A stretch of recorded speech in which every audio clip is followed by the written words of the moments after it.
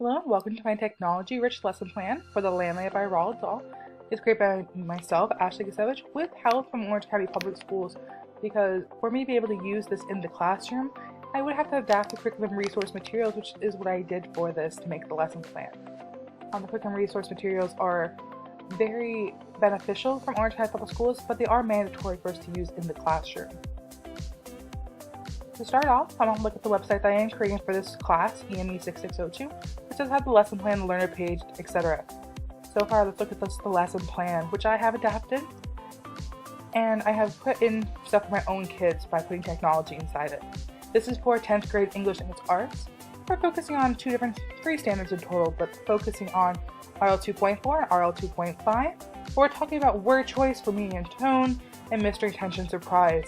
This story right here is a very creepy story where we have a lady that ends up being manipulative to this man and taking him into her home, and then eventually there's some poison involved, there's animals that are taxidermied, and missing boys where who knows what happened to them. Maybe the same thing that happened to the animals.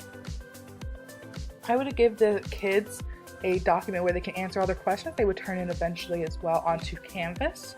And on here, it's a Google Doc, so they can actually say, for instance, they don't know what the word porter means. They don't look at the footnotes. They put a comment here and say the word help. They'll remember to ask me later, like, hey, Miss G, I don't remember what this word means. Can you help me out? They always come back to it. I incorporate the graphic organizers and the questions in there as well. But with the pre-reading, I also want to include a Padlet, which a Padlet can let kids see everything that other people are thinking at the same exact time as we're thinking it. So for example, I have my answer here.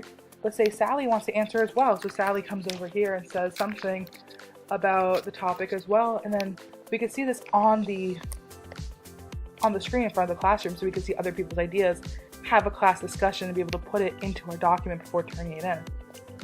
So throughout this document, there's a lot of different questions, a lot of different graphic organizers, some basic stuff just for the kids to understand the story itself.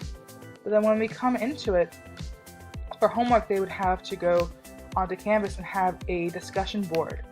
On this discussion board, it's very interesting because Canvas allows students to like each other's posts, to have retorts, they can have communication at home and be able to focus back onto it as well, instead of just being a verbal thing. They can also be able to go back to it.